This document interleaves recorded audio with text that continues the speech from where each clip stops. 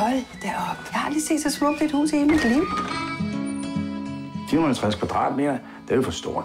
Forskellen på at bo sammen og ikke bo sammen, det er, at man kan mærke hinanden, man kan se hinanden, man kan høre hinanden. Ja, eller også så bliver man lille menneske at bo småt. Vi skal da bo sammen med nogle mennesker, der kan stimulere os. Vi skal bo sammen med nogle fantastiske mennesker, skal vi ikke? Jeg ved ikke, hvad du vil, Anna. Glem det. Jeg skal ikke bo noget kollektivt, det skal jeg altså ikke. Det er sgu en morsom tanke at bo sammen med jer.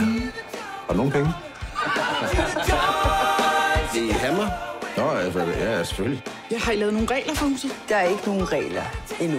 Eller vi vil gerne bidrage med det. Vi har rigtig mange erfaringer. Hvorfor?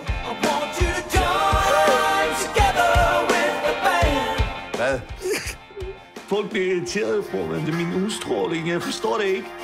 Jeg stemmer på lov. Ja.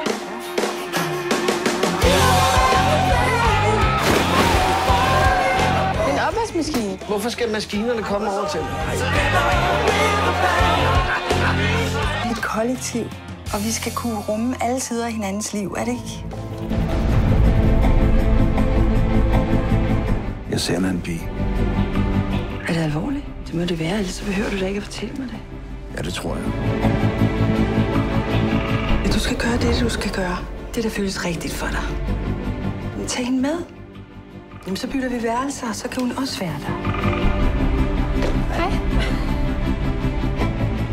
Du ligner jo en fransk kærlighedsfilm.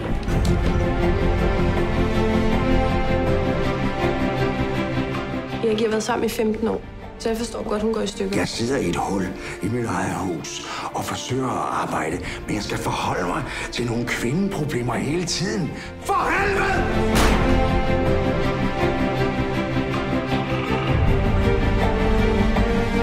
Noget først, det er resten af livet, tror jeg. I skal ikke bestemme, hvordan jeg skal leve mit liv. Det skal jeg ikke. Det er mit hus. Ja, men du har... Det er mit hus! Du har givet det her hus til fællesskabet, Erik. Mor, jeg tror godt, du kan klare det.